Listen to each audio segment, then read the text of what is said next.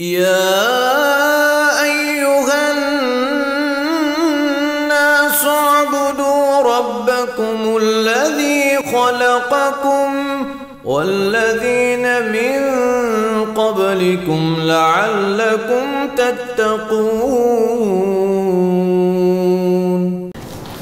ملت ابراہیمی کی تعبیر اور اس کی تفہیم بیان کرتے ہوئے حضرت مصنف رحمۃ اللہ علیہ نے یہ بات فرمائی تھی کہ ملت ابراہیمی یہ ہے کہ ایک اللہ وحدہ لا شریک کی عبادت کی جائے اور اپنا دین وہ تمام تر خالص اللہ رب العزت کے لیے اپنائے، اور اسی کا کہتے ہیں کہ تمام انسانوں کو بلکہ تمام جن و انس کو اللہ سبحانہ و تعالیٰ نے اسی کا حکم فرمایا تھا۔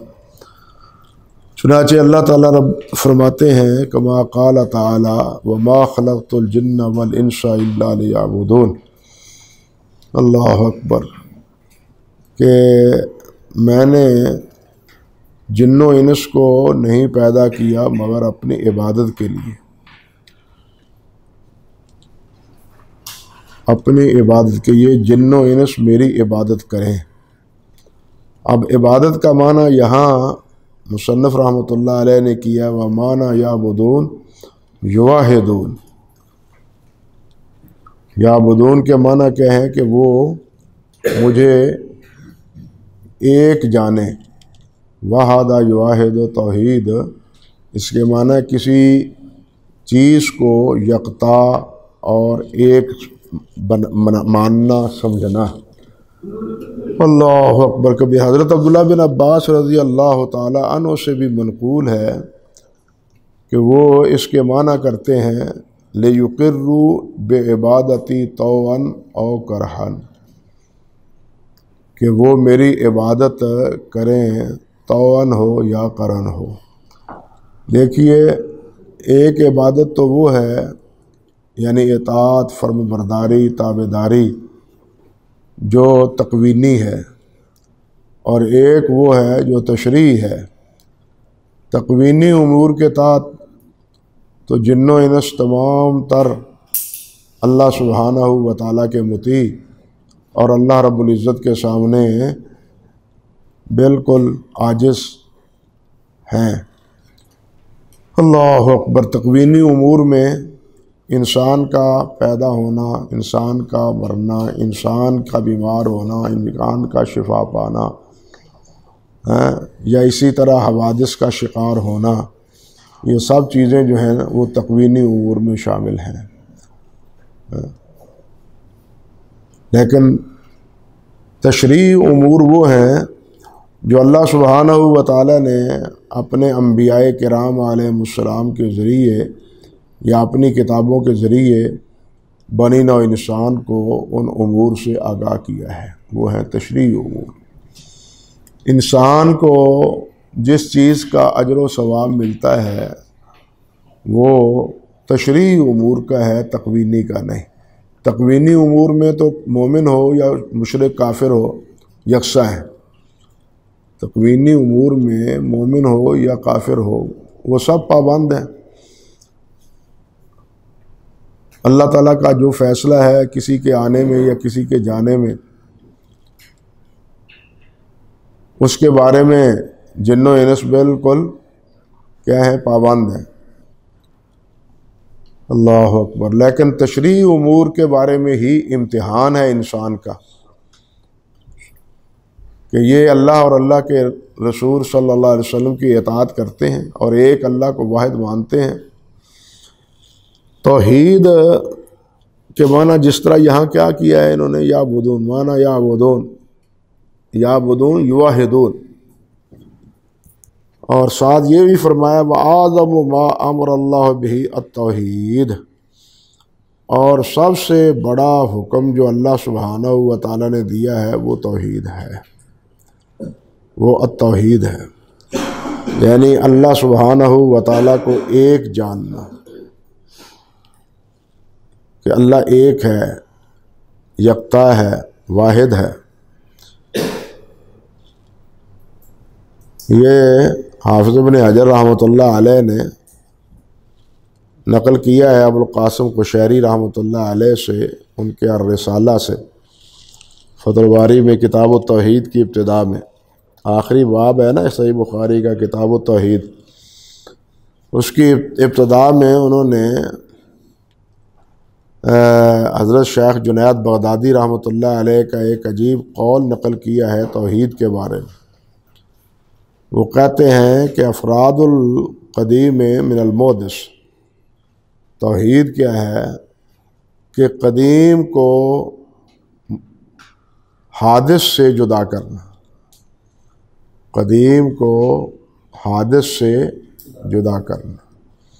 قدیم اور ازلی ابدی ذات صرف اللہ سبحانہ و تعالیٰ کی ہے، اور باقی جتنی بھی چیزیں ہمیں نظر آتی ہیں، وہ شجر و حجر ہوں، وہ سورج چاند ستارے ہوں، انسان ہوں، یا جتنی بھی مخلوق ہے جو ہمیں نظر آتی ہے یا نہیں نظر آتی، یعنی کتنی مخلوق ہے جنی نہیں، جو زیر زمین ہے، یہ سمندروں میں ہے، یا پہاڑوں کی چوٹیوں میں ہے جو ہمیں نظر نہیں آتی، وہ سب کی سب حادث ہے، وہ سب کی سب کیا ہے؟ حادث ہے، یعنی وہ مخلوق ہے۔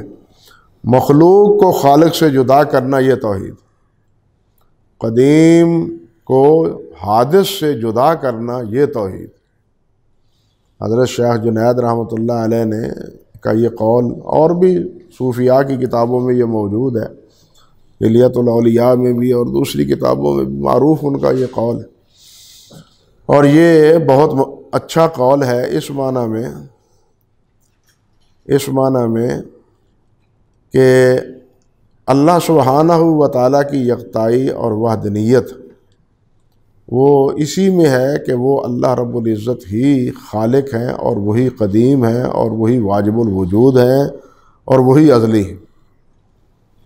انسان واجب الوجود نہیں ہے، یا انسان بلکہ جو کچھ بھی ہے وہ سب کا سب کیا ہے؟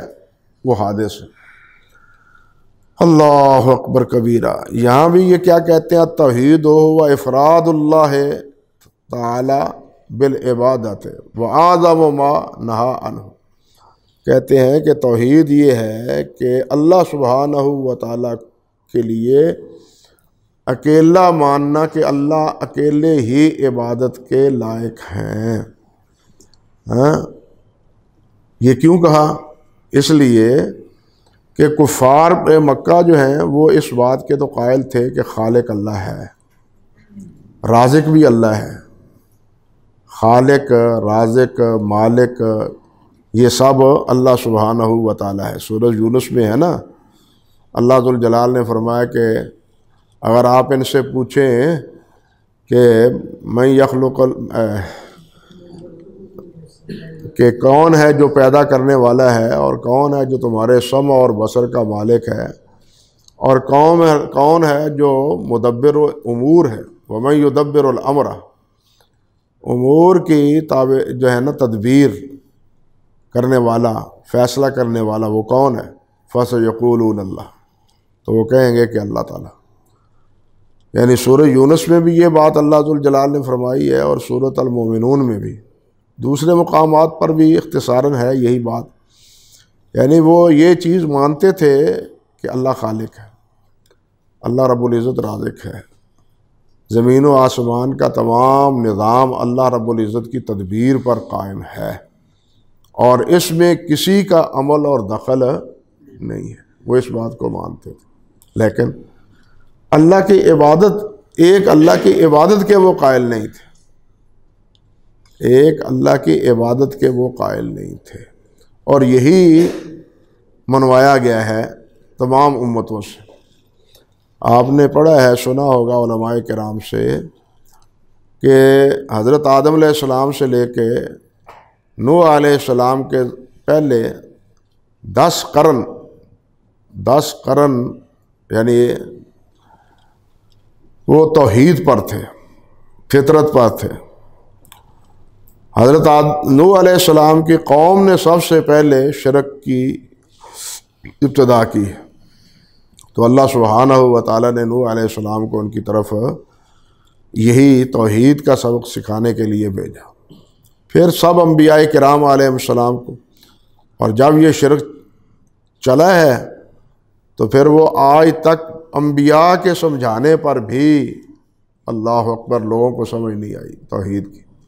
حضرات انبیاء کرام علیہ السلام سے بڑھ کے نہ کوئی سمجھانے والا ہے، نہ کوئی خیر خواہ ہے، اور نہ ہی کوئی فصیح اللسان ہے۔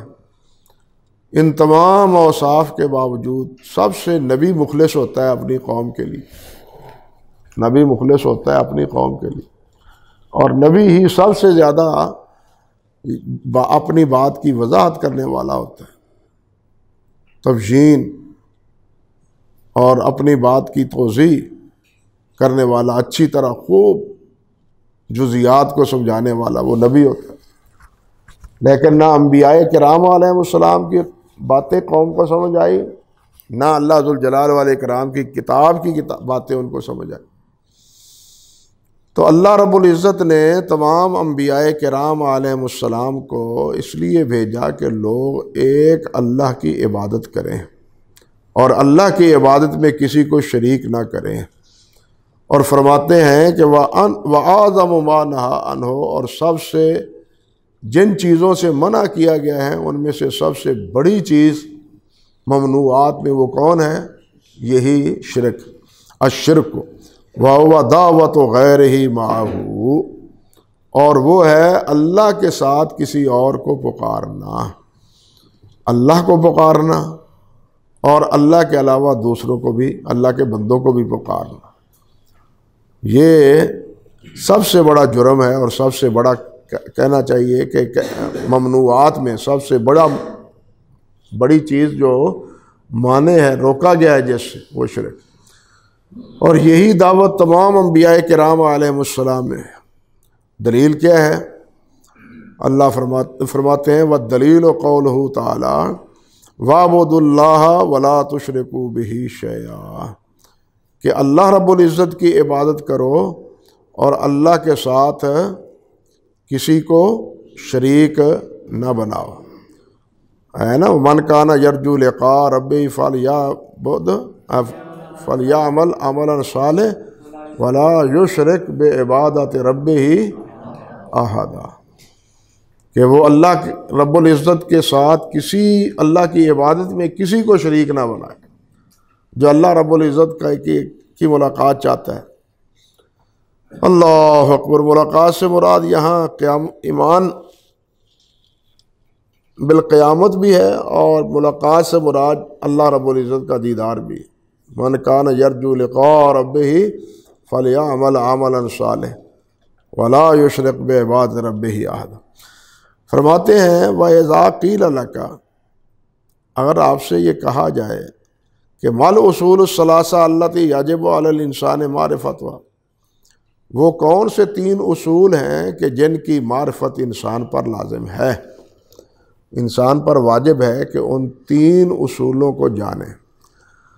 اللہ اکبر، آپ جانتے ہیں نا، اصول اس اصل کو کہتے ہیں جس پر کوئی بنیاد ہو، اصول اس اصل کو کہتے ہیں جس پر وہ یعنی عمارت آباد۔ وہ قرآن مجید میں ہے نا، مَثَلُ كَلِمَةٍ طَيِّبَةٍ كَشَجَرَةٍ طَيِّبَةٍ أَصْلُهَا ثَابِتٌ وَفَرْعُهَا فِي السَّمَاء، وہاں یہی اصل ہے، یعنی اس کی اصل کیا ہے؟ وہ ثابت ہے، زمین میں مضبوط، یہ ہے اصل۔ اور اس اصل پر کہتے ہیں وہ دی جاڑی کوئی نہیں، ادا کی اعتبار ہے۔ تو اس ایمان کے شجر کی جڑیں جو ہے نا وہ اتنی مضبوط ہے، اصلها ثابت و فرع، اور جتنی جڑیں مضبوط ہو گئی اتنا ہی درخت آگے پھلے پھولے گا۔ ایمان بھی اسی طرح جتنا مضبوط ہوگا وہ اتنا ہی بارآور ثابت ہوگا، اتنا ہی مفید رہے گا۔ اور جس طرح سدا بہار درخت ہوتا ہے اور وہ ہمیشہ ہی بہار دیتا ہے، اسی طرح ایمان بھی ایسا ہے جو ہمیشہ بہار دیتا ہے اور ہمیشہ وہ پھل عطا فرماتا ہے، پھل دیتا ہے۔ اللہ اکبر کبیرہ۔ اصلھا ثابت و فروھا فی الصبح توتی اکلھا کل حین۔ وہ جز وقتی مسئلہ نہیں ہے یہ، بلکہ ہر وقت اس سے پھل ملتا ہے۔ کیا مراد ہے؟ لوگوں کو اس سے خیر، بھلائی، بہتری وہ اس سے میسر آتی ہے۔ جو ایمان کے درخت سے، اللہ اکبر کبیرہ، ایمان کے درخت سے بہرہ ور ہوتا ہے۔ نبی علیہ السلام نے بھی فرمایا نا کہ ایمان کی کتنی کہنے چاہیے شاخیں ہیں، بضع و سبعون شعبہ، الایمان بضع و سبعون شعبہ۔ اس میں سب سے پہلی کیا ہے؟ قولہ لا الہ الا اللہ وادناہا اماطۃ الاذی عن الطریق۔ تو تمام نیکییں وہ کیا ہیں؟ اس کے فروعات ہیں، اس کے ٹہنیے ہیں، اس کے پتے ہیں، پھر اس کے پھل ہیں۔ تو اللہ اکبر فرماتے ہیں کہ 3 اصول کون سے ہیں جو واجب ہیں انسان پر؟ کہتے ہیں آپ یہ کہیں کہ معرفت العبد ربہ۔ پہلا اصل یہ ہے کہ انسان اپنے رب کی معرفت حاصل کرے، اپنے رب کو پہچانے کہ میرا رب کون ہے۔ اور دوسرا کیا ہے؟ وَدِینَہُ، اور اس اپنے دین کو، کہ میرا دین کون سا ہے جس پر میں نے زندگی گزارنی ہے۔ اور تیسری چیز وَنَبِيَّهُ، محمد، اپنے نبی کو پہچانے کہ وہ نبی کون ہے؟ محمد صلی اللہ علیہ وسلم۔ یہ 3 اصل الاصول ہیں، اور یہ 3 ہی وہی 3 اصل الاصول ہیں جن کے بارے میں قبر میں پوچھا جائے گا کہ من ربک وما دینک ومن نبیک۔ یہ 3 ہی اصول ہیں جن کے بارے میں قبر میں پوچھا جائے گا۔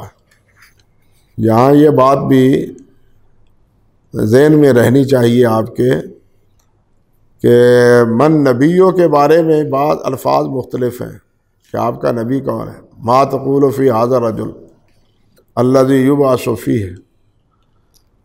فیکم، کہ جو تم نے مبعوث کیا گیا ہے اس آدمی کے بارے میں، صاحب کے بارے میں تمہارا کیا خیال ہے؟ اب اس کے بارے میں بعض تو کہتے ہیں کہ نبی علیہ الصلوۃ والسلام ہر قبر میں پیش کیے جاتے ہیں، حالانکہ یہ بات تو بالکل غلط ہے۔ نبی علیہ الصلوۃ والسلام قبر میں تشریف نہیں لاتے۔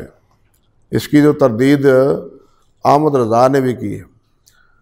البتہ دوسری تعبیر یہ ہے کہ نبی علیہ الصلوۃ والسلام کی شبیہ دکھائی جاتی ہے، قبر میں آپ کی شبیہ دکھائی جاتی ہے۔ بعد نے یہ بھی تعویل کی ہے، حتیٰ کہ ہمارے حافظ روپڑی صاحب رحمۃ اللہ علیہ نے فتاویٰ میں اسی تعویل کو قبول کیا ہے، بلکہ اس کا دفاع بھی کیا ہے۔ اس دور میں مولانا محمد جوناگڑھی رحمۃ اللہ علیہ نے اور مولانا ابو السیف بنارسی رحمۃ اللہ علیہ نے حافظ صاحب پر تعاقب کیا تھا کہ یہ آپ کا موقف درست نہیں، مگر انہوں نے ان کے تعاقب پر پھر تعاقب کیا۔ یہ ساری تفصیل آپ ان کا جو فتاویٰ الحدیث ہے نا کتاب الجنائز میں، یہ ساری تفصیل آپ دیکھ سکتے ہیں۔ لیکن صحیح بات یہ ہے کہ نبی سے مراد یہاں شبیہ دکھانا نہیں، موعود فی الذہن کہ الذی یبعث، جو آپ کی طرف لوگوں کی طرف مبعوث کیے گئے ہیں وہ کون ہیں، یعنی اس امت کا نبی کون ہے، یہ پوچھا جائے گا کہ اس امت کا تمہارا نبی کون ہے۔ یہ نہیں کہ تشبیہ دکھائی جائے گی بعض الفاظ کے تناظر میں۔ اللہ اکبر کبیرہ۔ تو نبی علیہ الصلوۃ والسلام کے بارے میں آپ یہ کہیں گے کہ میرا اللہ، مومن جو ہے میرا اللہ رب ہے میرا، اور میرا دین اسلام ہے، اور میرے نبی کون ہیں؟ محمد صلی اللہ علیہ وسلم۔ بعض روایتوں میں ہے کہ فرشتہ یہ پوچھے گا کہ تم کو کیسے پتہ چلا، تمہیں یہ پتہ کیسے چلا؟ اب یہ جو روایت ہے یہ بھی بتلاتی ہے نا کہ شبیہ دکھانے والی بات جو ہے نا وہ محل نظر ہے، وہ درست نہیں ہے۔ فرشتہ پوچھتا ہے کہ تمہیں کس نے یہ بتلایا؟ تو وہ کہتا ہے کہ میں نے قرآن مجید کو پڑھا ہے، قرآن مجید سے پتہ چلا ہے۔ تو قرآن مجید سے پتہ چلا کہ محمد کون ہے، ہمارے نبی ہیں۔ قرآن سے پتہ چلا کہ ہمارا دین کیا ہے، وہ اسلام ہے، اور قرآن سے پتہ چلا کہ ہمارا رب کون ہے، وہ اللہ ہے۔ یہ تینوں چیزوں کی تفصیل اور اس کی وضاحت خود اللہ رب العزت نے اپنی پاک کتاب میں بیان فرمائی ہے، لہذا وہ تشبیہ وغیرہ والی بات جو ہے نا وہ درست نہیں ہے۔ اللہ اکبر کبیرہ، اللہ اکبر کبیرہ۔ تو فرماتے ہیں کہ الاصل الاول، پہلا اصول کیا ہے؟ وہ ہے معرفت الرب، رب کی پہچان۔ رب کو تو آپ جانتے ہیں کہ رب خالق کو ماد، اور خالق اور رب میں فرق ہے۔ خالق کے معنی ہے پیدا کرنا، اور رب کے معنی ہے پروان چڑھانا۔ رب کے معنی ہے پرورش کرنا اور پروان چڑھانا۔ اللہ رب العزت خالق ہی نہیں ہے، صانع ہی نہیں ہے، بلکہ ہر چیز کے وہ کیا ہے، وہ ترتیب کے ساتھ اس کی ضروریات کے مطابق اس کو اس کی غایت تک پہنچانے والے ہیں۔ شکم مادر سے لے کے اللہ آپ کا بھلا کرے جوانی تک، جوانی سے لے کے بڑھاپے تک، یہ سارا انتظام اور انصرام کس کے اختیار میں ہے؟ اللہ سبحانہ و تعالیٰ کے۔ آپ بچہ ہی ہے نا، بندہ ہی ہے نا، جس وقت پیدا ہوتا ہے چوتھے ماہ میں، آپ نے حدیث شریف میں پڑھا ہے کہ اللہ تعالیٰ جبرائیل فرشتے کو بھیجتے ہیں کہ وہ اس کی خوراک اور اس کے بارے میں جتنی ضروریات ہے، اس کی موت و حیات، صحت و جوانی سب لکھ دے کہ یہ کیسے گزارے گا، خوش نصیب ہوگا یا بد نصیب ہوگا، یہ کب فوت ہوگا، اس کا رزق کتنا ہے، مرے گا تو کب مرے گا، مرے گا تو کیسے مرے گا اور کہاں مرے گا۔ یہ ساری چیزیں اللہ ذوالجلال کے ہاں انسان کے پیدا ہونے سے پہلے طے ہو چکی ہیں۔ اللہ اکبر۔ اور اللہ ذوالجلال کے پیارے پیغمبر علیہ السلام نے فرمایا ہے کہ کل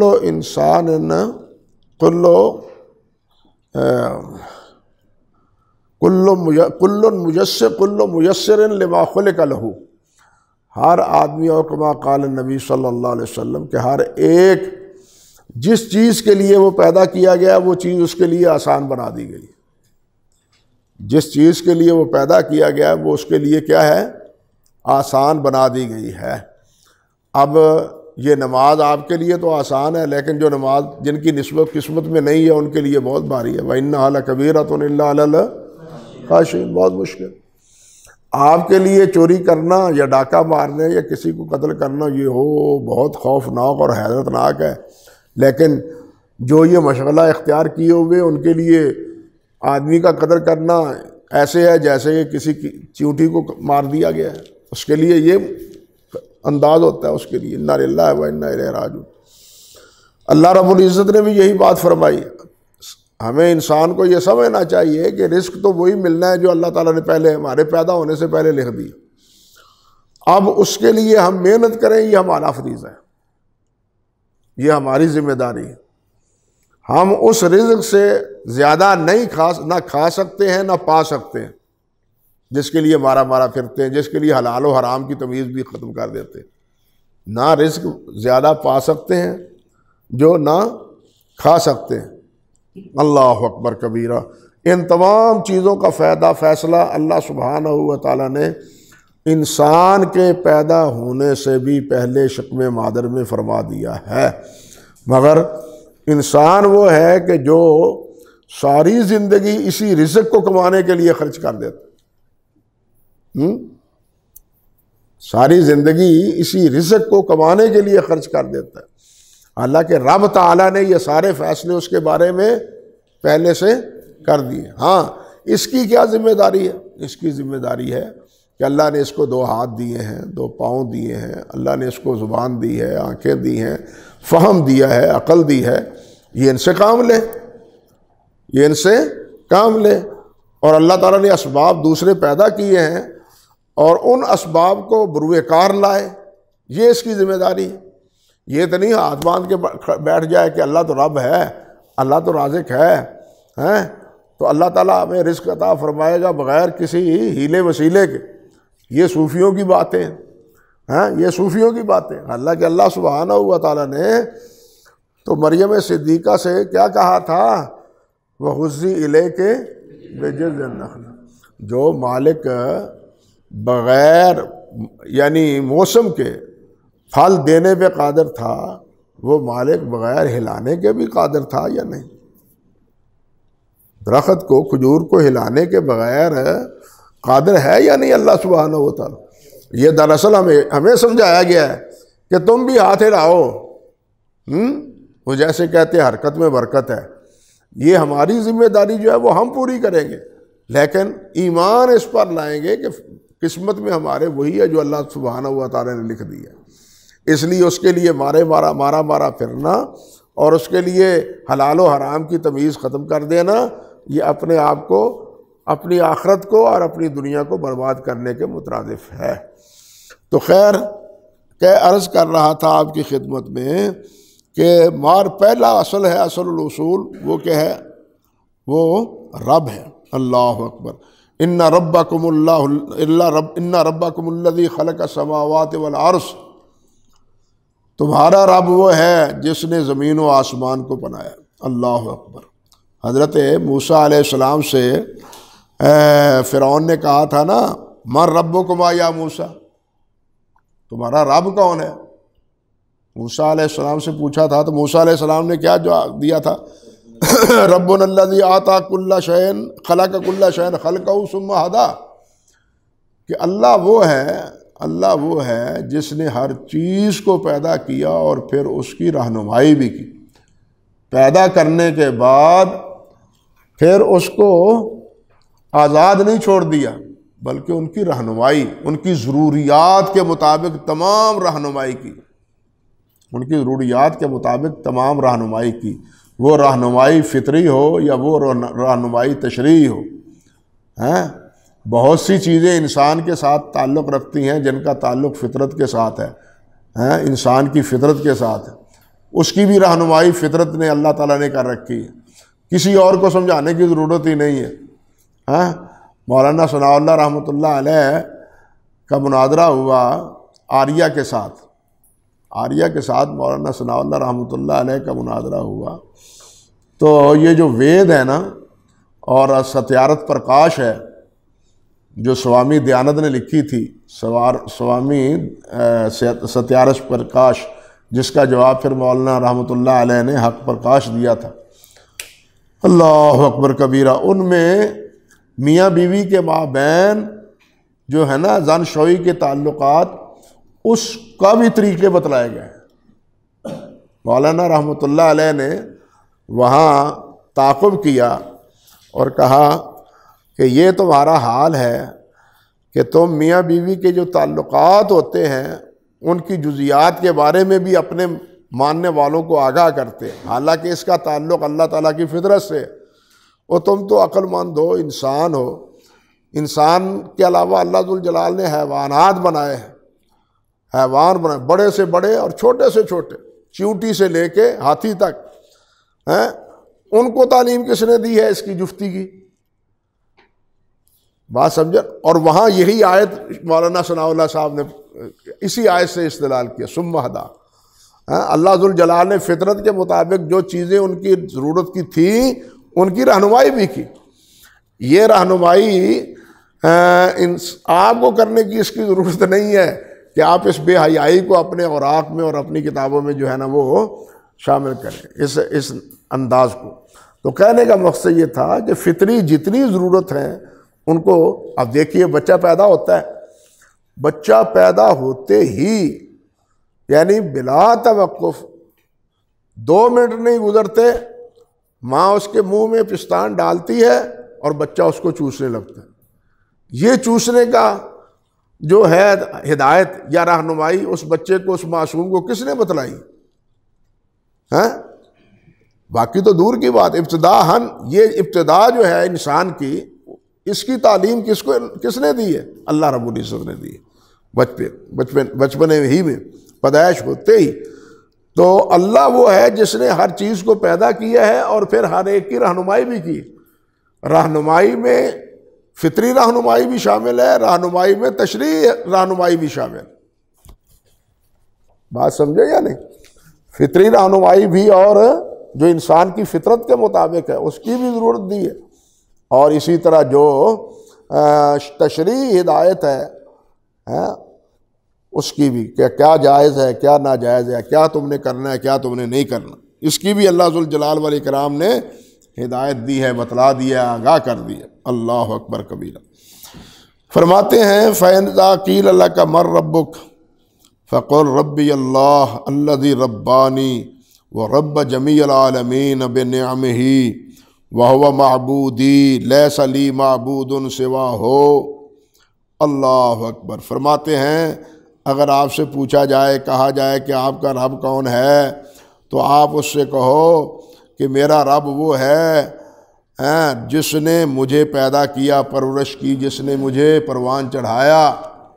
میرا رب وہ ہے ربی الذی ربانی ورب جمیع العالمین، کہ میرا رب وہ ہے جس نے میری پرورش کی، مجھے پروان چڑھایا، اور میں ہی نہیں بلکہ تمام عالم کو، تمام جہان کو اللہ ذوالجلال والاکرام نے پیدا کیا اور ان کو بنایا، سنوارا، ان کو سنوارا۔ اللہ رب العزت وہ سورۃ یاسین میں کیسے ہے؟ وَهُوَ الْخَلَّاقُ الْعَلِيمُ، کہ اللہ ذوالجلال والاکرام خلاق، بہت پیدا کرنے والے اور جاننے والے۔ اللہ تعالیٰ کے ہاں کوئی ایک نقشہ نہیں ہے، اللہ تعالیٰ کے ہاں کوئی ایک نقشہ نہیں ہے، اللہ تعالیٰ کے ہاں ان گنت نقشے، نقوش ہیں۔ آپ دیکھیے انسان ہے، ارب ہا انسان ہے، ارب ہا انسان ہے، لیکن انسان ایک دوسرے سے ملتا نہیں، انسان ایک دوسرے سے ملتا، ہر ایک کے نقشے علیحدہ علیحدہ ہے۔ بلکہ اگر اس کو ایک اور مفہوم میں سمجھے تو آپ دیکھیں کہ ماں اور باپ ایک ہے، اور جناب کہنا چاہیے کہ یہ سانچہ ایک ہے، لیکن سانچے سے تصویریں مختلف ہیں، ایک سانچہ سے، ایک مادہ سے، سمجھے نا؟ ایک سانچہ ہے اور ایک ہی اس میں کیا ہے؟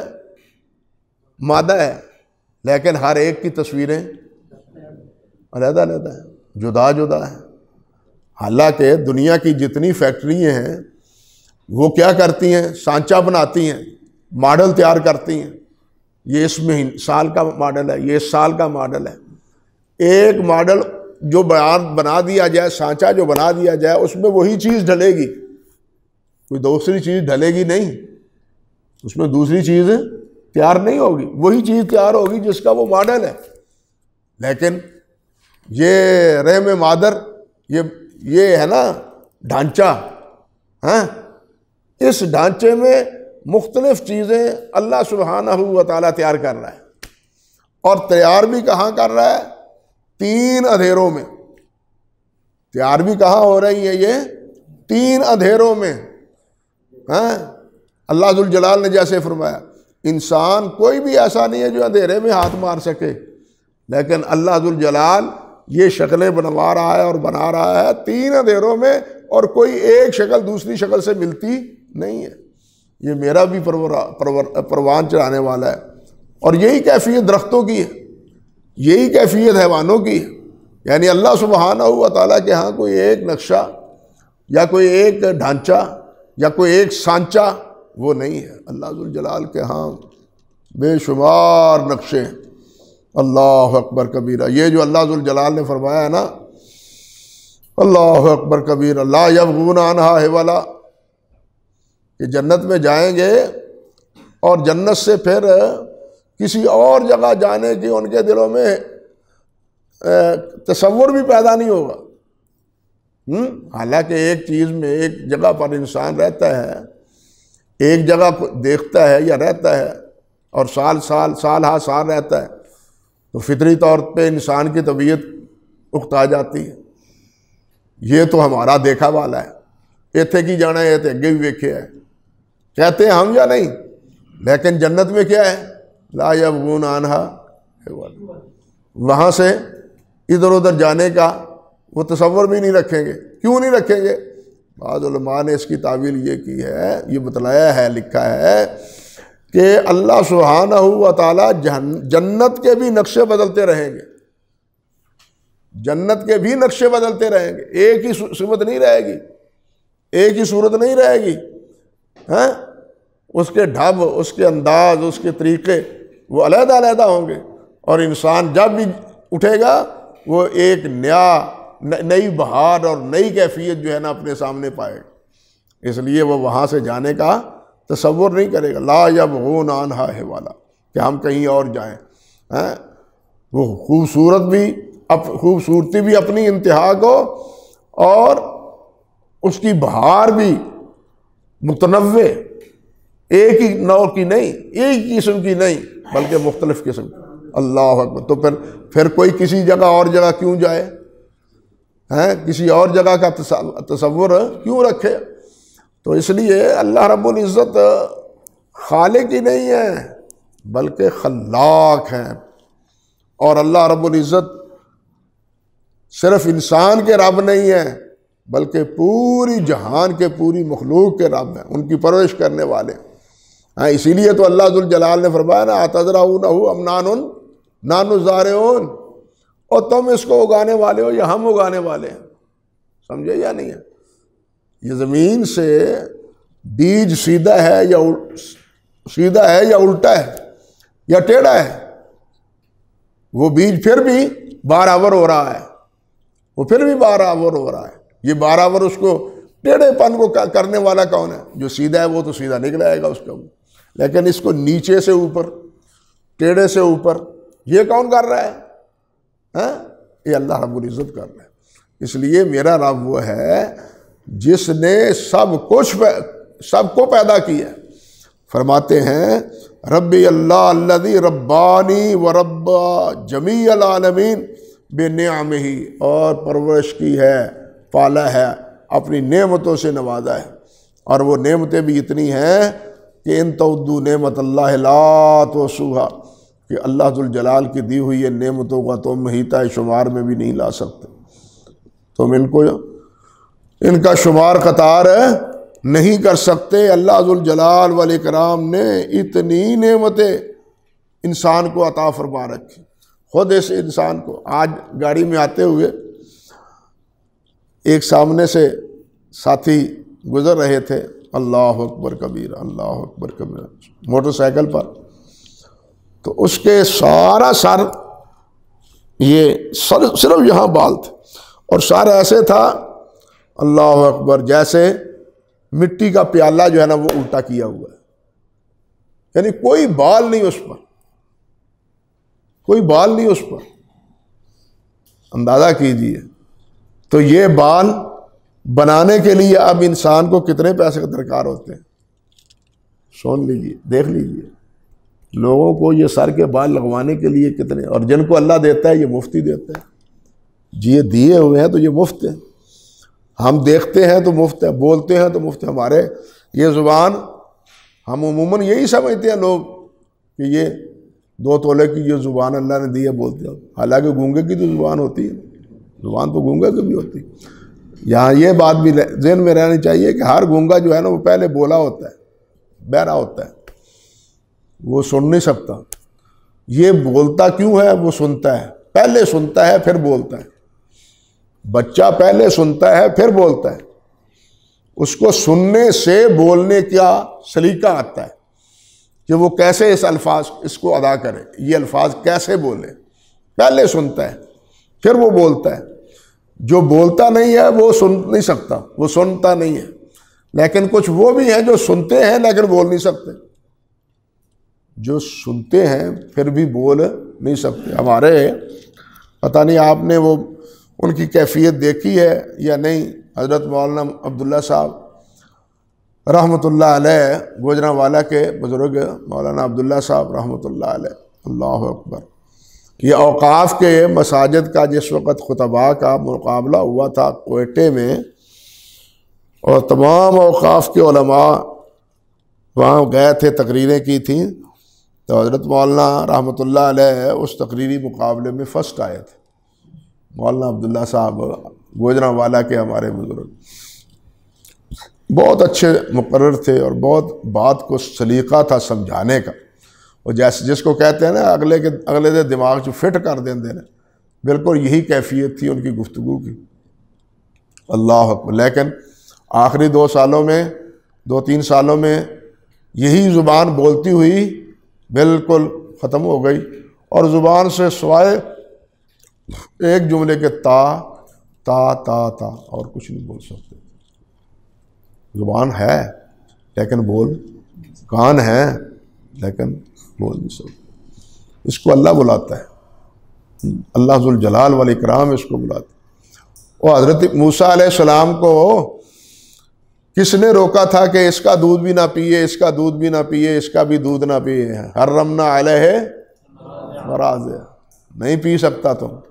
بچہ تو لبک کے پیتا ہے لیکن نہیں پی رہا، لیکن جب ماں آئی فوراً موسیٰ علیہ السلام نے جناب دودھ پی لیا۔ یہ ساری ہدایت اور یہ ساری رہنمائی اور یہ ساری تربیت کون کرتا ہے؟ اللہ وحدہ لا شریک۔ اللہ اکبر کبیرہ۔ یہ چیزیں ان لوگوں کو سمجھانے والی ہوتی ہیں تاکہ اللہ سبحانہ و تعالیٰ کی قدرت کاملہ جو ہے نا اس پر ہمارا یقین ہو، ہمارا ایمان راسخ ہو۔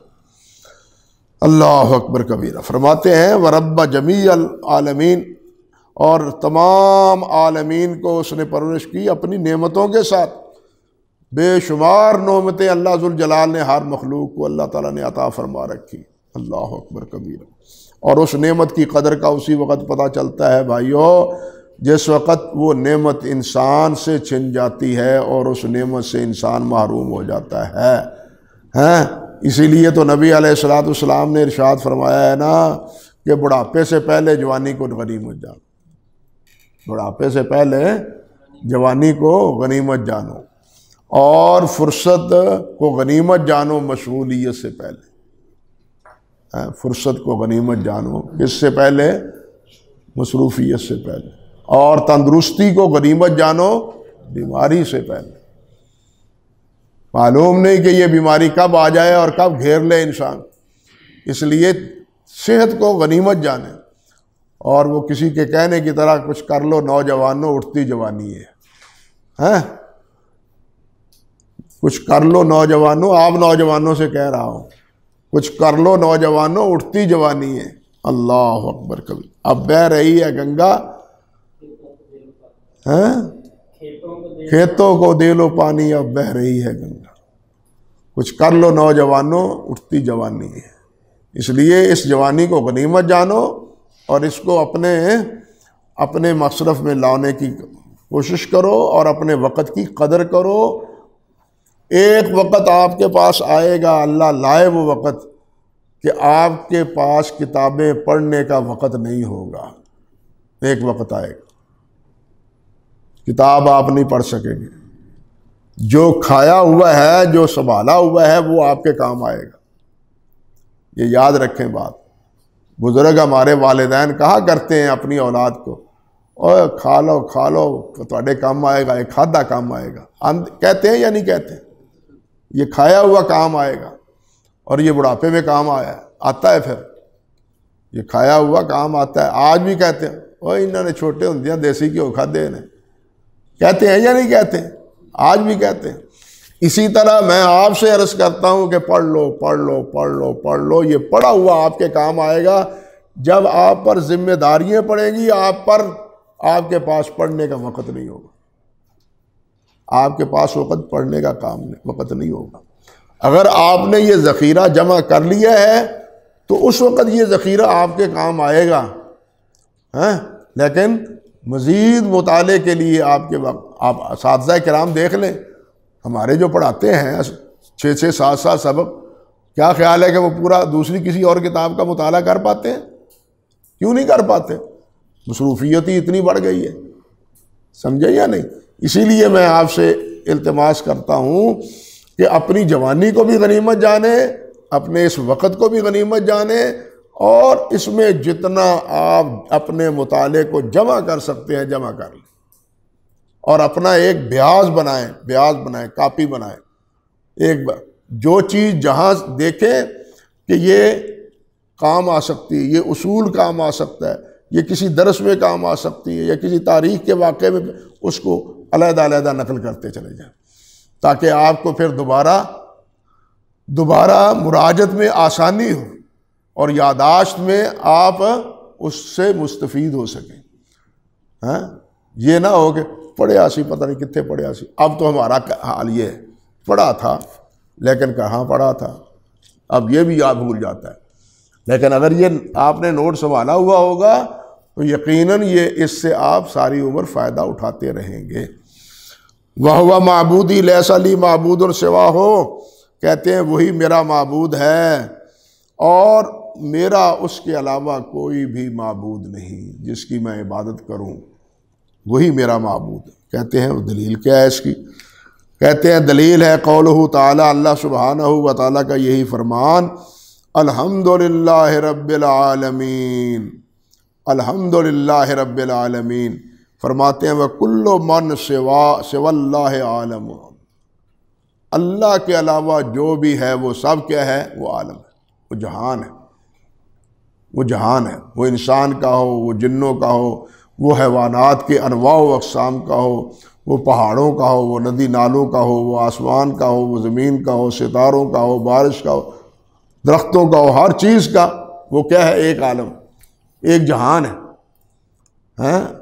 درختوں کا علیحدہ، حیوانات کا علیحدہ، انسانوں کا علیحدہ، جنوں کا علیحدہ، شجر و حجر کا علیحدہ، یہ سارا کیا ہے؟ عالم۔ یہ سارا کیا ہے؟ اللہ کے علاوہ باقی ہر چیز جو ہے نا وہ اس کی حیثیت کیا ہے؟ ایک جہان کی ہے۔ اللہ اکبر، وانا واحد من ذالک العالم، اور اس عالم میں ایک میں ہوں، یعنی انسان میں ہوں، اور انسان کا ایک فرد میں ہوں۔ اور یہی چیز اس بات کی دلیل بھی ہے جو حضرات وجودیت کے قائل ہیں، توحید وجودی کے۔ سوال یہ ہے کہ اگر توحید وجودی ہے تو یہ عالم پورے کا پورا اللہ ذوالجلال والاکرام کا وجود ہے، معاذ اللہ ثم استغفر اللہ، یا عالم اللہ سے جدا ہے؟ اللہ عالم سے جدا ہے، عالم اللہ سے کیا ہے؟ جدا ہے۔ حلول تو ہے ہی نہیں، معاذ اللہ ثم استغفر اللہ۔ لیکن یہ کہنا کہ اصل الاصول، اصل وجود اللہ سبحانہ و تعالیٰ کا ہے، باقی کوئی وجود نہیں ہے، اگر اس کا یہ معنی ہو کہ واجب الوجود اللہ سبحانہ و تعالیٰ ہے، باقی جتنے وجود ہیں وہ واجب نہیں ہے، بلکہ وہ کیا ہیں؟ وہ عاجز ہے، وہ ناقص ہے، وہ فانی ہے۔ یہ اگر مفہوم سمجھا جاتا ہے کہ اصل وجود تو اللہ ذوالجلال کا ہی ہے، باقی وجود سب فانی ہے، اگر یہ مفہوم ہے هو المراد، لیکن اگر اس سے کچھ اور مراد ہے تو بالکل غلط ہے۔ اور یہ مسئلہ اس لیے بھی یہ وحدت الوجود کا ہو، وحدت الشہود کا ہو، اس مسائل میں سر کھپانے کی کوئی ضرورت نہیں ہے، اس لیے کہ یہ مسئلہ نہ قرآن کا ہے، نہ حدیث کا ہے، نہ صحابہ کرام کا ہے۔ صحابہ کرام رضوان اللہ علیہ مجمعین کہ ہاں یہ توحید وجودی یا توحید شہودی اس کا کوئی تصور نہیں تھا۔ جیسے بہت سی دوسری بدعی عقائد ہیں، معتزلہ کے ہیں، جہمیہ کے ہیں، مرجیہ کے ہیں، خارجیہ کے ہیں، قدریہ کے ہیں، جتنے فرقے ہیں وہ بدعی ہیں نا، اسی طرح یہ بھی بدعی ہے۔ اس کا راہ سنت سے کیا تعلق ہے؟ اس کا راہ سنت سے کوئی تعلق نہیں ہے۔ اس لیے یہاں ہمارے ہاں بھی بہت ایک افراط تفریط پایا جاتا ہے، بہت افراط تفریط پایا جاتا ہے۔ بعض حضرات یہ سمجھتے ہیں، کہتے ہیں بات تو درست ہے من وجہ کہ اصل کیا ہے؟ کتاب و سنت، اصل کیا ہے؟ من یطع اللہ و رسولہ، اصل اللہ اور اللہ کے رسول کی اطاعت۔ اللہ اور اللہ کے رسول کی اطاعت کے ساتھ ساتھ اللہ اور اللہ کے رسول کی اطاعت کرنے والے بھی ہیں یا نہیں؟ ہے نا؟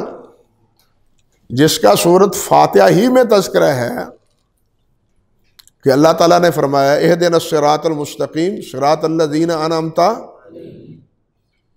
یہ ہے یا نہیں؟ ہم اس کا مطالبہ اللہ ذو الجلال سے کرتے ہیں یا نہیں؟ یہ اپنی جگہ درست ہے کہ وہ جتنے بھی ہیں وہ اطاعت اللہ اور اطاعت الرسول کی اطاعت ہے، لیکن اصل بات یہ ہے کہ جتنے بدعی فرقے ہیں وہ قرآن مجید کا اطلاق ہو یا نبی علیہ الصلوۃ والسلام کا فرمان کا اطلاق ہو، اس سے اپنی بدعات کو سہارا دیتے ہیں، اور اس سہارے کا حل کیا ہے؟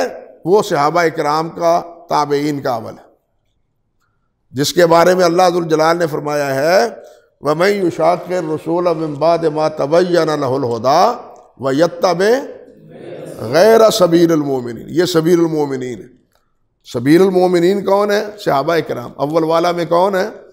صحابہ کرام رضوان اللہ علیہم اجمعین اور تابعین کرام والذین اتبعوہم بإحسان۔ سمجھ گئے نا؟ یہ ہیں وہ لوگ، یہ ہے سبیل المومنین۔ اب جو بھی چیز ہے، قرآن مجید کی کوئی آیت ہے یا نبی علیہ السلام کا کوئی فرمان ہے، اب یہی دیکھ لیں، یہ ہمارا معاذ اللہ ثم استغفر اللہ غلام احمد قادیانی ملعون، یہ عیسیٰ علیہ السلام کی وفات پر آپ کو معلوم ہونا چاہیے کہ اس نے 30 قرآن مجید کی آیات سے استدلال کی، ایک نہیں، دو نہیں، 30 آیات، جس کا جواب علماء کرام نے دیا، لیکن استدلال کس سے کیا؟ قرآن مجید سے۔ ہاں جی، اسی طرح یہ احادیث پاک جو ہیں، احادیث پاک جو ہیں ان سے بھی استدلال کرتا ہے۔ مثال کے طور پر نبی علیہ الصلوۃ والسلام نے فرمایا کہ انا آخر الانبیاء و مسجدی آخر المساجد، و کما قال النبی صلی اللہ علیہ وسلم۔ وہ کہتا ہے جی کہ اگر آخری مسجد ہے تو اس کے بعد کوئی مسجدیں نہیں بنی، اور مسجدیں بنی ہیں وہ آخر المساجد کے منافی نہیں ہیں، تو انا آخر الانبیاء بھی ان کے بعد بھی کوئی نبی آخر الانبیاء کے منافی نہیں ہے۔ اب اندازہ کریں کہ وہ اپنا الحاد اور اپنا کفر خود حدیث سے ثابت کر رہا ہے، معاذ اللہ اپنی تعویل کے ساتھ، لیکن اگر جب کہا جائے او صحابہ کرام نے تو بالاتفاق مسیلمہ کذاب کو اور اس کے حواریوں کو قتل کیا تھا، اور ان کی عورتوں کو اور ان کے نوجوانوں کو غلام بنایا تھا، تو یہ غلام کس لیے بنایا تھا؟ غلام غیر مسلم کا بنتا ہے، مسلمان کا نہیں بنتا۔ غلام کس کا بنتا ہے؟ مسلمان کا نہیں بلکہ غیر مسلم کا بنتا ہے۔ حضرت علی رضی اللہ تعالیٰ عنہ نے جس وقت صفین یا اپنے جمل میں فتح پائی ہے، تو بعض غلط لوگ، بعض صوبائی قسم کے لوگ، انہوں نے کہا تھا کہ جناب یہ تقسیم کریں، مال غنیمت تقسیم کریں۔ حضرت عمر علی رضی اللہ تعالیٰ عنہ نے کہا شرم نہیں آتی تمہیں؟ حضرت عائشہ کس کے حصے میں جائے گی رضی اللہ تعالیٰ عنہ؟ خاموش ہو گئے وہ لوگ، بات سمجھے یا نہیں؟ تو یہ غلامی کس کے بارے میں ہے؟ غیر مسلم کے بارے میں۔ گویا تمام صحابہ کرام نے کیا سمجھا؟ غیر مسلم سمجھا۔ ان اطلاقات کا تعلق وہ کس سے ہے؟ اس کا خاتمہ کس سے ہے؟ سبیل المومنین سے، کہ ان آیات کو صحابہ نے کیا سمجھا ہے، اس آیت کو صحابہ نے کیا سمجھا ہے، ورنہ قرآن مجید سے ہی قدریہ ہے تو وہ بھی قرآن مجید سے، معتزلہ ہے وہ بھی قرآن مجید سے، حتیٰ کہ عذاب قبر کا انکار ہے تو وہ بھی قرآن مجید سے، معاذ اللہ ثم استغفر اللہ۔ یہ سب قرآن مجید سے استدلال کرتے ہیں، لیکن ان کے سامنے جو چیز بند باندھنے والی ہے، بھائی ہم آپ کے سامنے ہے، یہ ہمارے بریلوی حضرات کیا علم غیب کے بارے میں، نور بشر کے بارے میں، حاضر ناظر کے بارے میں قرآن مجید کی آیات نہیں پیش کرتے ہیں یا نہیں کرتے؟ کتابیں لکھی ہیں اس مسئلے میں یا نہیں لکھی؟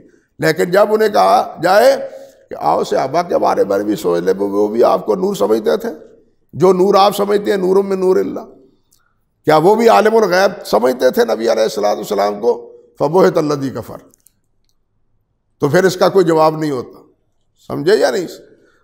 تو ان جتنے بدعی فرقے ہیں ان کے سامنے ان عمومات سے استدلال کے بارے میں جو کہنا چاہیے کہ ایک ضابطہ اور قاعدہ ہے، وہ کیا ہے؟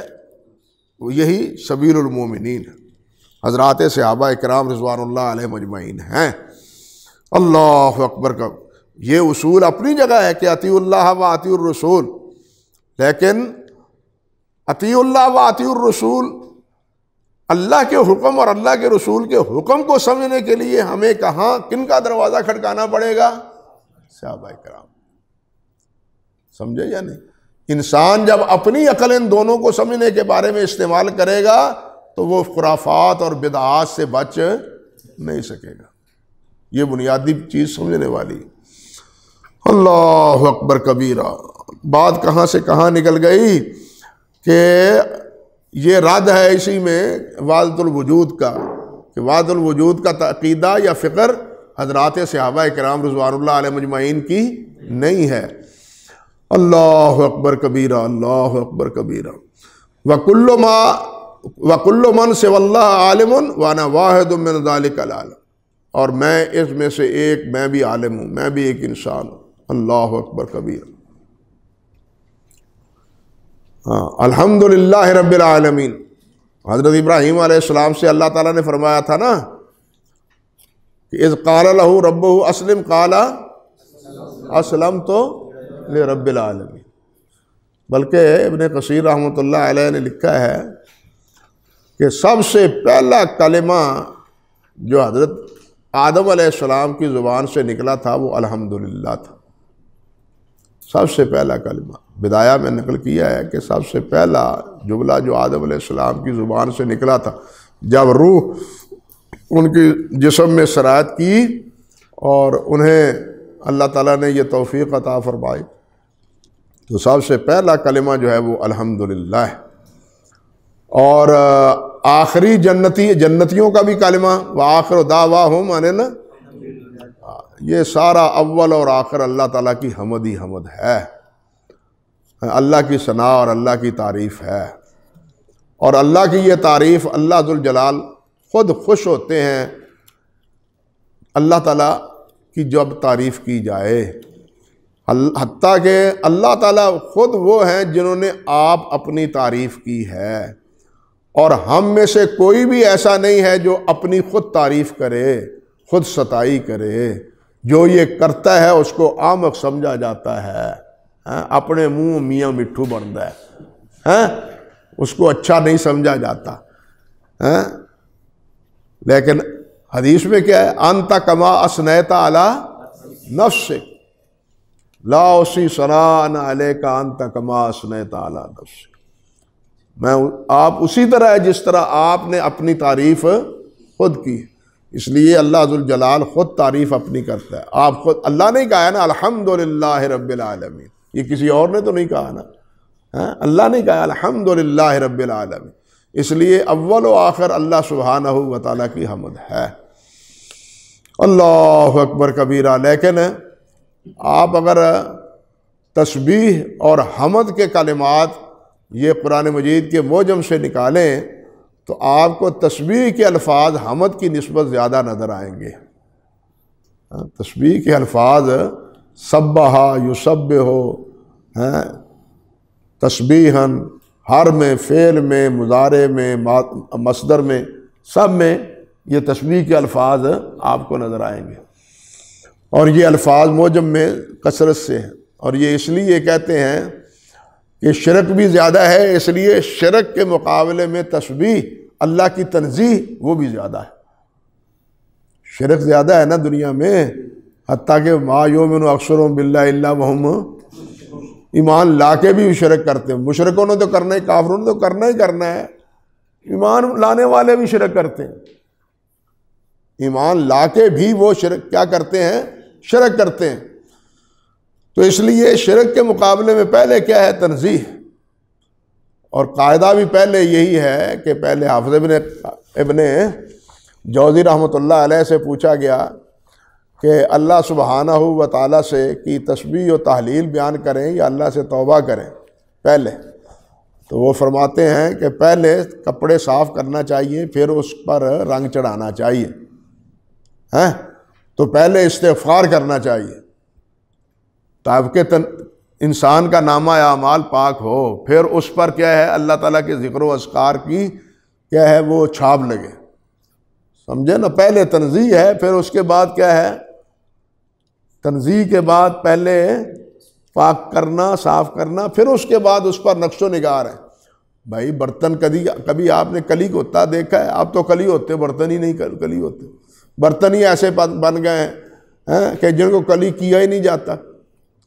پہلے کلی کرنے سے پہلے اس کو وہ صاف کرتے، آگ پر اس کے اوپر کوئی پھیر کے نا دوائی، اس کو اس میں جتنا میل کچیر ہوتا ہے وہ صاف کرتے، پھر اس کے بعد کلی چڑھاتے، کلی کرتے۔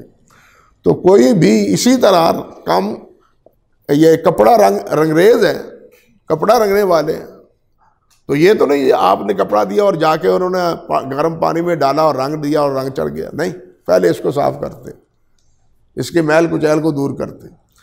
تو پہلے تنزیہ ہے، پھر اس کے بعد کیا ہے؟ اللہ تعالیٰ کی حمد و ثنا ہے۔ اللہ اکبر۔ اسی لیے کہتے ہیں کہ تسبیح بھی زیادہ ہے قرآن مجید میں، کیونکہ شرک بھی زیادہ ہے۔ تو اللہ سبحانہ و تعالیٰ کے بارے میں پھر کہتے ہیں فَإِذَا قِيلَ لَكَ، اگر آپ سے یہ کہا جائے بِمَا عَرَفْتَ رَبَّكَ، آپ نے اپنے رب کو پہچانا تو کیسے پہچانا؟ فَقُلْ بِآيَاتِهِ وَمَخْلُوقَاتِهِ، تو تم کہو کہ ہم نے اللہ کی آیات سے اور اللہ کی مخلوق سے جانا ہے۔ وہ میں نے پچھلے سبق میں آپ سے عرض کیا تھا نا کہ اللہ کی معرفت اللہ کی ذات سے نہیں بلکہ اللہ کی آیات سے، اللہ کی معرفت اللہ کی ذات سے۔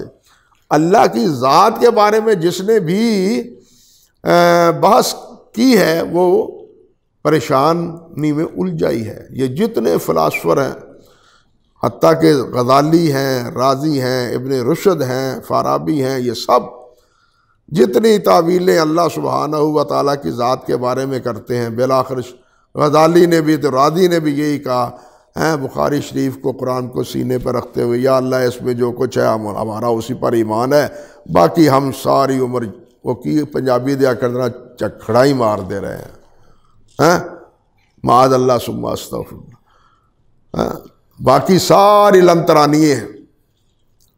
اصل ایمان یہی چیز ہے، یعنی اللہ ذوالجلال کی ذات کے ساتھ نہیں۔ یہ جتنے بدعی فرقے ہیں یہ الہیات کے بارے میں، وہ اللہ ذوالجلال والاکرام کی ذات کے بارے میں بات کی کوشش کرتے کہ اللہ جوہر ہے کہ جوہر نہیں ہے، اللہ ذوالجلال والاکرام وہ قدیم ہے تو اللہ کے علاوہ کیا یہ مادہ بھی قدیم ہے یا نہیں ہے؟ اللہ ہے قدیم ہے مانتے ہیں، کیا اللہ کے ساتھ عالم بھی، یہ جہان بھی قدیم ہے یا نہیں؟ یعنی اس قسم کی بھول تاکہ اللہ واحد قدیم ثابت نہ ہو۔ حتیٰ کہ بعض مسلمان بھی یہ راضی وغیرہ بھی، اور آخری دور میں یہ ہمارے شبلی بھی اس بات کے قائل نظر آتے ہیں کہ مادہ بھی قدیم ہے، اللہ کے ساتھ مادہ بھی قدیم ہے، جس مادے سے سارا وجود اس دنیا کا بنا ہے، وہ کہتے ہیں یہ مادہ بھی قدیم ہے۔ اور یہ اس بات کا یعنی انکار ہے جس میں اللہ سبحانہ و تعالیٰ نے فرمایا اور نبی علیہ الصلوۃ والسلام نے فرمایا کہ اللہ تھا جب کوئی نہیں تھا، اللہ ہوگا جب کوئی نہیں ہوگا، ہے نا حدیث میں، اللہ تھا جب کوئی نہیں تھا اور اللہ ہوگا جب کوئی نہیں ہوگا۔ اور اسی وقت بھی اللہ تعالیٰ نے فرمایا لمن الملک اليوم، آج کون ہے؟ بولو آج کون ہے؟ للہ الواحد القہار۔ تو یہ ساری بھولیے ان عقلاء نے اس وجہ سے بنائی ہے کہ وہ کس میں بحث کرتے ہیں؟ اللہ کی ذات میں، وہ اللہ کی ذات میں بحث کرتے ہیں۔ معتزلہ بھی یہی، اور پھر بعد میں اشعری بھی یہی، ماتریدی بھی یہی، وہ صفات کا بھی انکار کرتے ہیں، حتیٰ کہ بعض جامعوں نے تو اللہ ذوالجلال والاکرام کی صفات کا انکار کیا، یہاں تک کہہ دیا کہ اگر اللہ تعالیٰ کے 99 صفات کو مانے تو ہم اللہ کے کہنا چاہیے کہ 99 معبود مانیں گے مقابلے میں۔ ذات ہے اللہ تعالیٰ کی، یہ صفات ہیں تو یہ صفات اصلی ہیں، خارج ہیں، یا اللہ ذوالجلال والاکرام کے ساتھ مختص، یعنی اس قسم کی باتیں اللہ رب العزت کے بارے میں، ذات کے بارے میں بحث کرتے ہوئے پیدا ہوتی ہیں۔ لیکن ہمیں جس چیز کا حکم ہے وہ کیا ہے؟ اللہ کی آیات اور اللہ کی مخلوق کی طرف دیکھنے، سمجھے؟ اللہ کے وجود کے لیے بھی، اللہ کی صفات کے لیے بھی، اللہ کی قدرت کے لیے بھی، اللہ کے کمال کے لیے بھی، یہ ساری چیزیں سب پر دلالت کیا چیزیں کرتی ہیں؟ یہ سب آیات اور اللہ تعالیٰ کی مخلوق، اللہ کی مخلوق دلالت کرتی ہے کہ اللہ تعالیٰ کی قدرت کیا ہے، اللہ کا کمال کیا ہے، اللہ ہر چیز پر غالب کس طرح ہے۔ یہ غالب ہر چیز پر ہونا یہ مخلوق کے ذریعے، اللہ کی آیات کے ذریعے پتہ چلتا ہے۔ اللہ ذوالجلال والاکرام کی ما ذات کے حوالے سے ان صفات کا بھی پورا علم نہیں ہوتا۔ ذات کا علم یعنی ذات کا علم صفات سے ہوتا ہے، ذات باری تعالیٰ کی سے آگاہ۔ اسی لیے تو علماء کہتے ہیں کہ اللہ تعالیٰ کو ماننا کیا ہے؟ اللہ ذوالجلال والاکرام کی ذات کو مانا جائے، اللہ ذوالجلال والاکرام کی صفات کو مانا جائے۔ توحید فی الاسماء والصفات، توحید فی اللہ فی الاسماء و فی الصفات۔ اللہ اکبر کبیرہ، کہ یہ اللہ ذوالجلال والاکرام ہی ان تمام اوصاف سے متصف ہے، اور کوئی بھی ان اوصاف سے کما حقہ متصف نہیں ہے۔ کہتے ہیں تو ہمارا علم جو اللہ ذوالجلال والاکرام کے بارے میں ہے وہ کیا ہے؟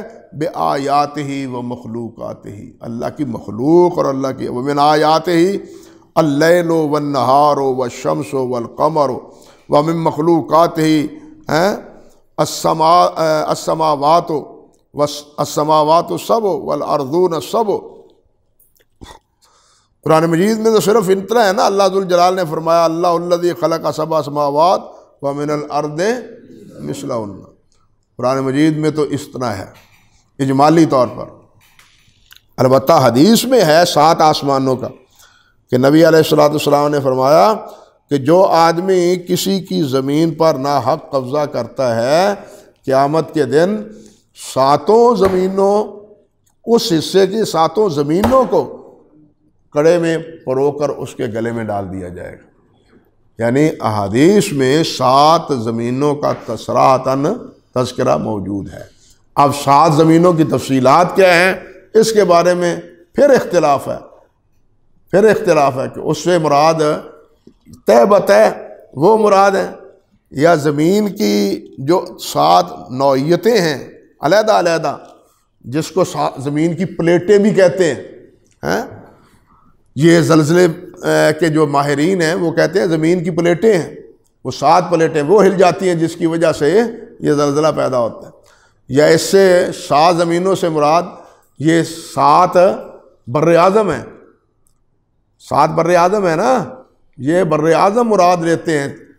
یہ علیحدہ علیحدہ اقوال ہیں۔ بہرحال ہمارا اجمالی ایمان یہی ہے کہ جس طرح آسمان طے بطے ہیں اسی طرح زمینیں 7 ہیں، ان کی کیا کیفیت ہے اللہ عالم۔ اللہ ذوالجلال نے اور اللہ کے نبی علیہ السلام نے اس کی تفصیلات کو بیان نہیں فرمایا۔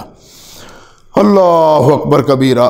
ومن فیہن وما بینہما، اور جو ان زمین و آسمان میں ہے اور جو ان دونوں کے مابین ہے، یہ سب کچھ اللہ سبحانہ و تعالیٰ کی آیات ہیں، اور سب اللہ ذوالجلال والاکرام کی کیا ہیں؟ مخلوقات ہیں۔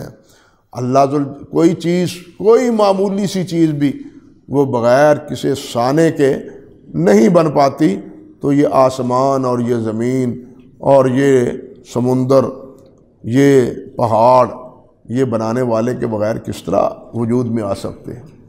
لیکن افسوس یہ ہے کہ یہ دہر یہ لوگ وہ یہی کہتے ہیں کہ مادہ تھا، مادہ کے اجزاء بنتے چلے گئے، اجزاء نے پھر آپس میں جناب ٹکراؤ کیا، ٹکراؤ کے نتیجے میں ایک حصہ آسمان کا بن گیا اور دوسرا زمین کا بن گیا۔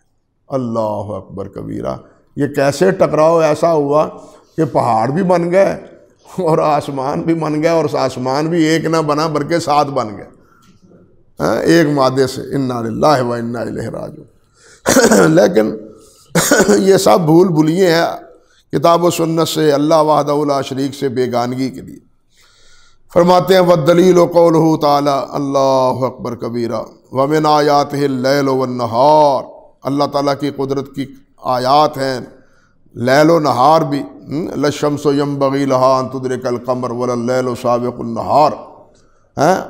جب سے اللہ تعالیٰ نے یہ سلسلہ قائم کیا ہے، یہ سورج اور چاند اسی طرح گردش میں ہیں، نہ کبھی سورج چاند سے سبقت لے گیا اور نہ چاند سورج سے سبقت لے گیا۔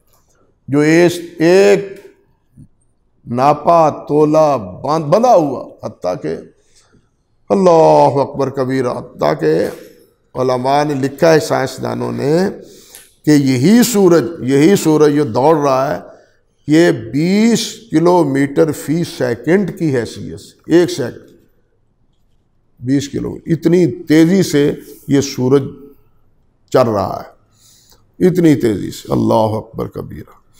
لیکن اس کے باوجود کسی سیارے سے ٹکراؤ یا سبقت، یا یہ کہ کبھی رات وقت سے پہلے یا دن وقت سے پہلے کبھی نہیں ہوا۔ یہ چیز بتلاتی ہے کہ ایک قادر مطلق اس نظام کو چلانے والا اپنے پورے کمال صفات کے ساتھ متصف، جس کے کسی عمل میں اور کسی کام میں کوئی نقص اور کوئی کمی نہیں ہے۔ اللہ اکبر کبیرہ، اللہ اکبر کبیرہ۔ رات آتی ہے تو رات کو اللہ ذوالجلال والاکرام نے سکون کے لیے بنایا ہے، اور دن کو اللہ سبحانہ و تعالیٰ نے ہمارے کام کاج کے لیے بنایا، دن کو ہمارے کام کاج کے لیے بنایا۔ البتہ ایک بات ہے، اہل ایمان کے لیے وہ دنیا داروں کے سے مختلف، جب دنیا دار سکون میں ہو، یہ اللہ سبحانہ و تعالیٰ کے ساتھ منسلک ہو۔ صرف اہل ایمان کی یہ صفت بتلائی، قلیل من اللیل ما یہجعون، رات کو کم سوتے ہیں۔ وہ سوتے ہیں تو خواب خرگوش میں مبتلا ہو جاتے ہیں، بدہوش ہو جاتے ہیں، اللہ معاف فرمائے۔ لیکن اہل ایمان سوتے وقت بھی اور رات میں بھی کسی وقت اللہ سبحانہ و تعالیٰ سے غافل نہیں ہوتا۔ تو یہ دلیل دی ہے، وَمِنْ آیَاتِهِ اللَّيْلُ وَالنَّهَارُ وَالشَّمْسُ وَالْقَمَرُ لَا تَسْجُدُوا لِلشَّمْسِ وَلَا لِلْقَمَرِ وَاسْجُدُوا لِلَّهِ الَّذِي خَلَقَهُنَّ إِن كُنتُمْ إِيَّاهُ تَعْبُدُونَ۔ وَقَوْلُهُ تَعَالَى إِنَّ رَبَّكُمُ اللَّهُ الَّذِي خَلَقَ السَّمَاوَاتِ وَالْأَرْضَ فِي 6 أَيَّامٍ ثُمَّ اسْتَوَىٰ عَلَى الْعَرْشِ۔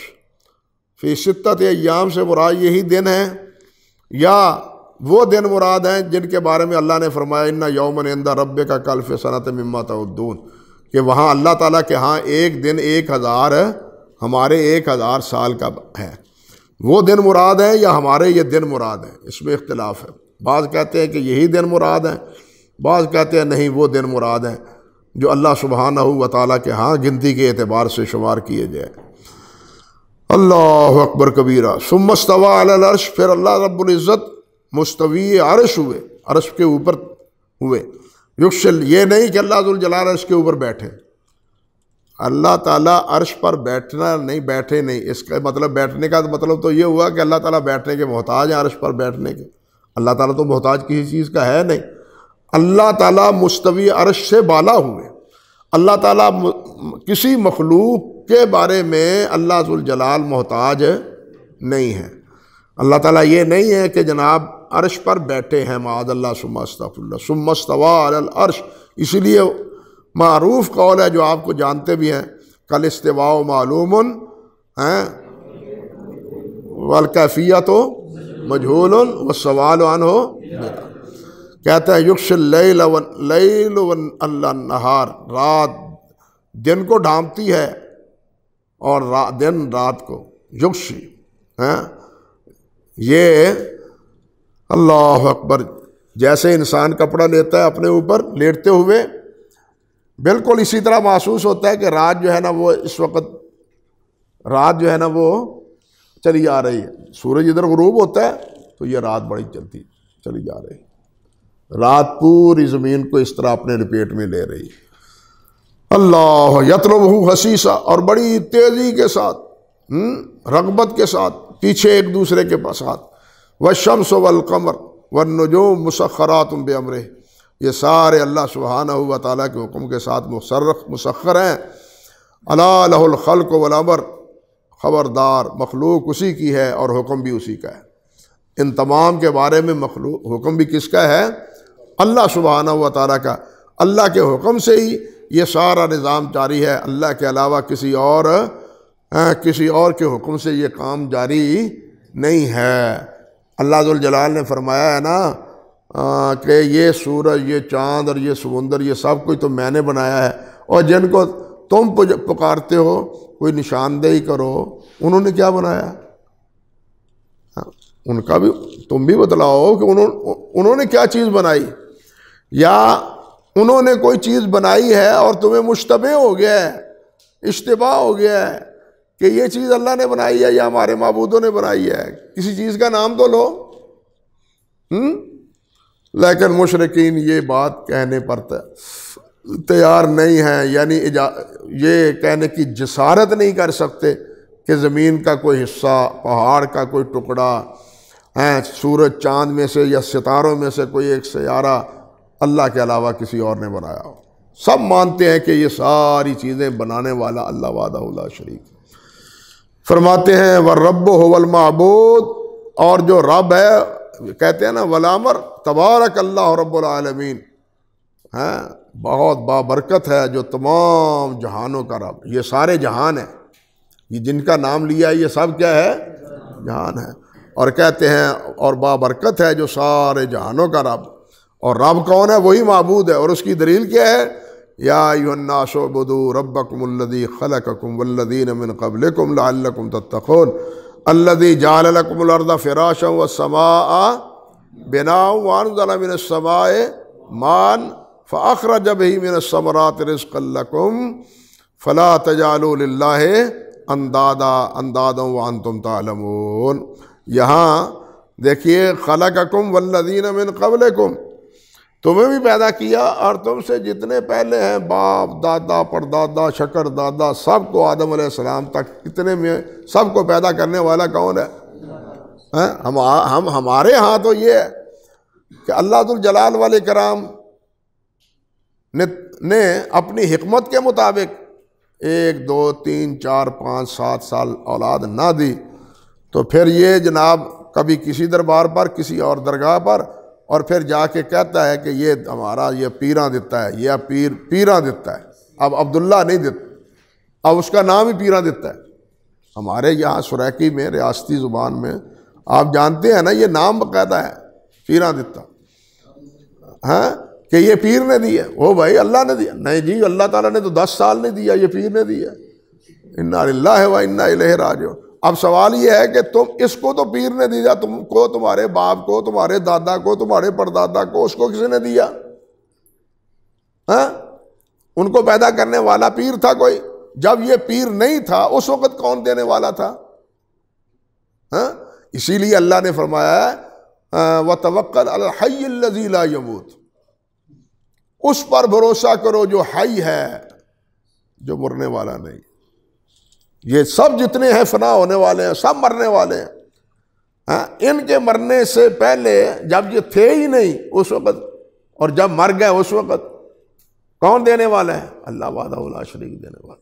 اس لیے خلقکم والذین من قبلکم، تم سے پہلے سب کو اللہ تعالیٰ پیدا کرنے والا ہے۔ اللہ اکبر کبیرہ۔ اور ساتھ اللہ ذوالجلال والاکرام نے فرمایا رزقا لکم فلا تجعلوا للہ اندادا وانتم تعلمون۔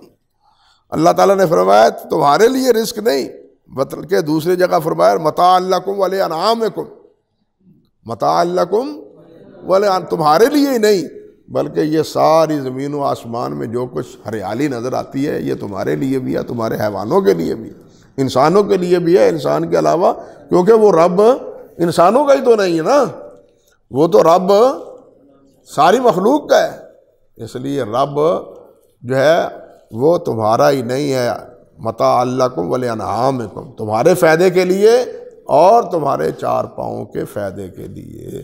اللہ اکبر کبیرہ۔ قال ابن کثیر، یہ آگے چلیں گے، آپ کے انوار چہرے کے وہ بھی نظر آ رہے ہیں مجھے کہ بہت ہی وقت دے دیا، اب ہم نے کھانا بھی کھانا تھا، پیٹ میں کراکر بھی اٹھ رہے ہیں، میں سمجھ رہا ہوں، اس لیے میں اسی پر اکتفا کرتا ہوں، آگے بات انشاءاللہ اللہ نے چاہا تو پھر کریں گے انشاءاللہ جلدی۔